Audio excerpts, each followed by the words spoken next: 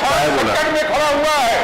किसान का आज खेत बर्बाद हो रहा है, चरा जा रहा है, किसान आत्महत्या कर रहा है, रोज एक्सीडेंट हो रहे हैं, लोग मारे जा रहे हैं। इतने महत्वपूर्ण प्रकरण में देश की 62% आबादी के लिए, किसानों के लिए सरकार असंवेदनशील है। इसलिए समाजवादी पार्टी इस मुद्दे पर 2 मिनट का बहिर्गमन करती है। मैं आपका आभार प्रकट करता हूं कि उत्तर प्रदेश के 12 करोड़ से अधिक किसानों की एक बड़ी समस्या पे नियम 56 पर आपने कृपापूर्वक इस समस्या को सुनने के लिए हमें अवसर दिया है। माननीय अध्यक्ष जी, आज उत्तर प्रदेश का जो 60% आबादी का किसान है, जिसको हम अन्नदाता कहते हैं, भारत का भाग्य विधाता कहते हैं, और नारे भी लगाते हैं जब, तो जय जवान जय किसान के नारे के साथ हम किसान को सम्मान देने का काम करते हैं। लेकिन आज उत्तर प्रदेश का जो किसान है वो आज कहीं ना कहीं आवारा पशु, सांड और छुट्टा जानवरों से आज एक बड़े संकट से गुजर रहा है। और सच्चाई ये है माननीय अध्यक्ष जी कि आज वो अपनी खेती नहीं कर रहा है, बल्कि खेती को बचाने के लिए, अपने उत्पादन को बचाने के लिए युद्ध लड़ने का काम कर रहा है। आज परिस्थितियां ये हो गई कि चाहे सर्दी हो, चाहे गर्मी हो, चाहे वर्षा ऋतु हो, चाहे 10 बिस्वा का किसान हो और चाहे 10 एकड़ का किसान हो, आज अपने उत्पादन को बचाने के लिए उस ठिठुरती हुई सर्दी में भी जब लोग कंबल और रजाई से बाहर नहीं निकलना चाहते हैं, तब किसान और किसान का परिवार डंडा लेकर के सांडों से खेत की रक्षा के लिए अपनी पूरा दिन और पूरा रात आज खेतों पर बिता रहा है। लेकिन उसके बाद भी उसका उत्पादन बच नहीं रहा है। आज बड़ी संख्या में अगर हम देखें और इसका सर्वे कराएं तो आज स्थिति यह है कि तमाम किसानों ने अपनी खेती को छोड़ करके पलायन कर गए हैं। कोई पंजाब में, पटियाला में, लुधियाना में जाकर के मजदूरी करने को विवश है। एक तरफ उसके सामने उसके उत्पादन का मूल्य उसको नहीं मिल पा रहा, दूसरी तरफ छुट्टा जानवरों से उसकी खेती नहीं बच पा रही। और यही नहीं मान्यवर, जितनी दुर्घटनाएं बढ़ी हुई हैं, कुछ आंकड़े हम लाए हैं। अगर आप 2 वर्ष में देखें तो लगभग 378 motor accidents, motorcycle accident in छुट्टा सांडों के कारण हुए। लगभग 109 लोगों की मृत्यु हो गई। अभी 3-4 दिन पहले की घटना है, तत्कालिक घटना है माननीय अध्यक्ष जी। मेरी विधानसभा में एक पति और पत्नी, अभी शादी हुई थी उनकी 15-20 दिन पहले, गाड़ी से जा रहे थे, सांड की टक्कर हुई और लखनऊ के एक बड़े अस्पताल में भर्ती है और जीवन और मृत्यु के बीच में से गुजर रहे हैं। और इसलिए आज हम कहना चाहते हैं कि जब किसान, अन्नदाता आज एक बड़े संकट में है, तो ये कह देना कि हमने ग्राम पंचायतों के माध्यम से हमने इनके लिए गौशाला बना दिया। गौ माता का जब नाम आता है, हम सब बहुत आदर से गौ माता का सम्मान करते हैं, लेकिन आज गौ माता का जो सम्मान हो रहा है, आज सड़कों पर जिस तरह एक्सीडेंट में गौ माता मर रही है, ये कोई मैं इसलिए नहीं कह रहा हूं कि आलोचना करने के लिए खड़ा हूं, ये जितना माननीय सदस्य बैठे हैं ये भी देखते हैं, रोज गौ माता मर रही है। और किसान, जिसकी हम हर मंच पर बात करते हैं, जो एकमात्र इस देश में सबसे बड़ा रोजगार देने का काम करता है, तमाम ऐसे उदाहरण हैं उत्तर प्रदेश में कि तमाम लोगों ने अपनी खेती को पड़ती छोड़ करके और हिम्मत हार गए हैं कि हम खेती नहीं कर पाएंगे। इसलिए माननीय अध्यक्ष जी, आपके माध्यम से इस जनहित के अति विलंबी लोक महत्व के इस मामले में तत्कालता पर सदन की कार्रवाई रोककर मैं आपसे चर्चा किए जाने का आग्रह करता हूं। और हमारे साथ माननीय हमारे वरिष्ठ सदस्य आदरणीय अवधेश जी भी इसमें बहुत ग्रसित हैं। फैजाबाद और अयोध्या में भी 200 कुछ कहना चाहते हैं। इसमें नाम तो है नहीं अवधेश जी का। अरे आपकी कृपा। अवधेश जी 9 बार के विधायक हैं, तो इनकी बात तो माननी पड़ेगी। मनोहर, ये जो माननीय मनोज पांडे जी ने 311 के अंतर्गत ये सवाल लगाए हैं, ये बहुत महत्वपूर्ण है।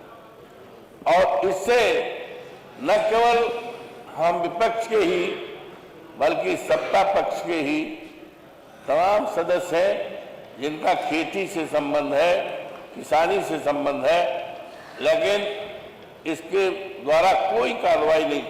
अभी पिछले दिनों में जब महामहिम राज्यपाल जी भाषण दे रही थी, मैं उन सारों को दिखाने का काम किया था। नहीं, ये प्रदर्शित यही सार है मानव, ये विधानसभा में आपको तो मालूम है, इसीलिए 9 बार पता रहे कि आपको सब पता है। करते मैंने दिखाया था, जिसका संज्ञान माननीय मुख्यमंत्री जी ने भी लिया था कि अवधेश जी पता नहीं कहाँ सार लाए हैं। हमने कहा मानव सार ये कहीं बाहर के नहीं है, ये वही सार है जो हमारी खेती चलते हैं और जान लेते हैं। हमें आपके संज्ञान में लाते हुए बहुत ही तकलीफ हो रही है कि मेरे विधानसभा क्षेत्र मिल्कीपुर में मानवत जो तो सैकड़ों लोगों को सारों ने घायल किया है, लेकिन मेरे पास 30-35 लोगों की सूची है जिसको सारों ने मार लिया है, जान ले लिया है। इसमें हम 12 ये रामकेवल यादव जिनको सार ने मार दिया, मर गए। 12 ग्राम पूरी मनोहर मर गए, मनोहर ओम प्रकाश यादव मर गए, मनोहर स्वामी दयाल मर गए, मनोहर राम आश्रय यादव 40 साल ये मर गए, मनोहर राम राज नाई ये 55 साल के थे, रायकटी के थे, गरीब आदमी थे, बैठे थे, अलाव साहब है सारा माफिया मर गई। किस कारण मरे पता नहीं। मगर बबलू दुबे 32 साल का नौजवान था, खाट बात से आगे बढ़ना है कि वो नहीं रहे, क्या बात हुई पता मगर यही नहीं, अर्जुन मिश्रा की मां को सार ने मार दिया, आंख निकल आई और मर गए। और उसके सदमा में अर्जुन मिश्रा जो 45 साल के थे वो मर गए। यही नहीं, मानवर देवी प्रसाद पासी जो 45 साल के थे उनको सार ने मार दिया, मर गए। हरिराम पासी 58, चलिए हो गया सूची, ये मोहम्मदपुर के हैं, मानव 30 साल के थे, इनको सार ने मार दिया, मर गए। यही नहीं, वीरेंद्र शुक्ला 40 साल के थे, कोटिया के थे, ये भी सार के मारने से मर गए। मनोज राम धीरज पासी 50 साल के थे, कोरा के थे, इनको मार दिया। बाबा जी रैदास थे, राम समुद्र बाबा के थे, मानव खेती रखा रहे थे, सार आया और भाग करके वो तालाब में गिर गया, मर गया। यही नहीं श्रीमान, ये सिलसिला आगे भी चलता रहा। हरिराम मुर्जा बाप का नाम है, सूची तो नहीं पड़ी, भाग्य है कि ये किस कारण पट्टू बासी, मानव रामचंद्र शर्मा, मानव भवानी प्रसाद मौर्य, ये 25-30 लोगों की सूची है। इससे ज्यादा तमाम लोगों को सारों ने मार करके घायल किया है। आज इतनी ठंड हो रही थी, किसानों की रात श्रीमन आजादी नहीं बीती, किसानों की रात बीती है तो खेतों में खलिहानों में बीती है, सारों को रखाने के लिए बीती है। लेकिन ये सरकार जो कहती है हम किसानों की आमदनी को दूनी करेंगे, सारों के रहते, आवारा जानवरों के रहते किसानों की आमदनी दूनी नहीं हुई है, बल्कि किसानों की रसाकल में चली गई है। इसके लिए कोई चिंता नहीं। और कल जो बजट पेश किया गया, मनोज खन्ना साहब ने पेश किया, उसमें किसानों के लिए कहीं पर कुछ नहीं है। सारों को किस तरह से करेंगे, ये कहेंगे गौशाला। गौशाला की हालत तो मानवर और है, न तो गायों को खाने का कोई इंतजाम है, चराहा का है, न दवाई का है, न होतार का है। जितनी गाय श्रीमन कहते हुए तकलीफ हो रही है, आजादी के बाद जितनी गाय नहीं मरी थी, बाबा एक संत महात्मा हमारे प्रदेश के मुख्यमंत्री है, इनके राज में चलते न जाने कितनी गाय मरी है। सड़क में श्रीमान चलिए तो डर लगता है कि ऐसा न हो सारों का झुंड है, इसमें कोई कार्रवाई। श्रीमान मेरा सुझाव बताएंगे कि हम सरकार से मांग करते हैं कि एक विभाग बनाया जाए, बजट ऐलान किया जाए, एक मंत्री बनाया जाए, चाहे वो रक्षा मंत्री जो भी सरकार नाम दे, जब तक मानवर अलग अलग विभाग नहीं बनाया जाएगा, बजट नहीं बनाया जाए, तब तक समस्या बरकरार रहेगी। इसलिए लोकपाल का सवाल है, सारे नियमों को रख करके इस पर माननीय मंत्री जी, किया जाए। आपको बहुत बहुत धन्यवाद। माननीय मंत्री जी। माननीय अध्यक्ष जी, मैं आपका आभारी हूँ। आपने बहुत महत्वपूर्ण विषय पर उत्तर देने के लिए पुकारा है। माननीय अध्यक्ष जी, गावो राष्ट्रस्य मातरा, गाय राष्ट्र की माँ है। ये वो लोग हैं जो समस्या को उठा रहे हैं। जब तक गाय दूध देती है माननीय अध्यक्ष जी, तब तक ये लोग पालते हैं। जब गाय दूध देना बंद कर देती है, इसके बाद ये छोड़ देते हैं।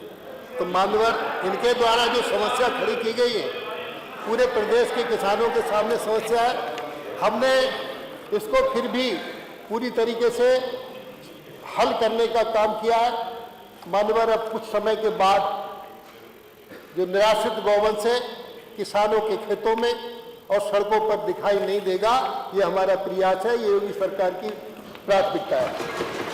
मानवर निराश्रित एवं बेसहारा गौवंश की समस्या से मुक्ति दिलाने के लिए उत्तर प्रदेश सरकार ने 2 जनवरी 2019 को पहला शासनादेश जारी किया, जो एक नीति के रूप में निराश्रित गौवंश के संरक्षण में अहम भूमिका अदा कर रहा है। वर्तमान में कुल 6,529 विभिन्न गौआश्रय स्थलों पर लगभग 10,76,053 निराश्रित गौवंश संरक्षित किए गए हैं। मानवर किसानों वंचितों की आय में वृद्धि एवं कुपोषण को दूर करने के लिए माननीय मुख्यमंत्री जन सहभागिता योजना के अंतर्गत 1,66,480 गौवंश सुपुर्दगी में दिया गया है। माननीय अध्यक्ष जी, संरक्षित गौवंश को ऑनलाइन अनुश्रवण है निदेशालय स्तर पर एक अत्याधुनिक central project monitoring unit CPMU की स्थापना की गई है एवं जनपदों में जिला प्रोजेक्ट मॉनिटरिंग यूनिट स्थापित की गई है। इसके अतिरिक्त प्रतिदिन संरक्षित गौवंश के अनुश्रवण हेतु विभाग द्वारा गौ आश्रय पोर्टल संकल्प से स्वरूप तक विकसित किया गया है। सरकार द्वारा निराश्रित बेसहारा गौवंश के भरण पोषण हेतु अब तक कुल 1577 करोड़ रुपया आवंटित किया गया है। मानवर इस तरीके से निराश्रित गौवंश को, जिसे ये छुट्टा पशु कहते हैं, योगी सरकार ने कल माननीय मुख्यमंत्री जी ने जो बजट दिया है, छुट्टा पशुओं को रखरखाव के लिए 750 करोड़ रुपए का बजट आवंटित किया। 120 करोड़ वृहद गौ संरक्षण केंद्र की स्थापना के लिए बजट आवंटित हुआ है। 100 करोड़ कान्हा गौशाला बेसहारा हेतु बजट आवंटित हुआ है। तो मानवर इस तरीके से गाय हमारे देश की अर्थव्यवस्था है। गाय में सारे गुण बसते हैं। देसी गाय का दूध अमृत है। मानवर मैं आपके माध्यम से निवेदन करता हूं, ये गाय को छोड़ने का काम ना करें। सरकार पूरा ध्यान रखेगी। धन्यवाद। धन्यवाद। माननीय मंत्री जी ने कहा कि सांड से दूध निकाल करके उन्हें छोड़ देते हैं, तो सांड तो दूध देता नहीं है। दूसरी चीज, आज किसान संकट में खड़ा हुआ है। किसान का आज खेत बर्बाद हो रहा है, चरा जा रहा है। किसान आत्महत्या कर रहा है, रोज एक्सीडेंट हो रहे हैं, लोग मारे जा रहे हैं। इतने महत्वपूर्ण प्रकरण में देश की 62% आबादी के लिए, किसानों के लिए सरकार असंवेदनशील है। इसलिए समाजवादी पार्टी इस मुद्दे पर 2 मिनट का बहिर्गमन करती है। धन्यवाद। हो गया।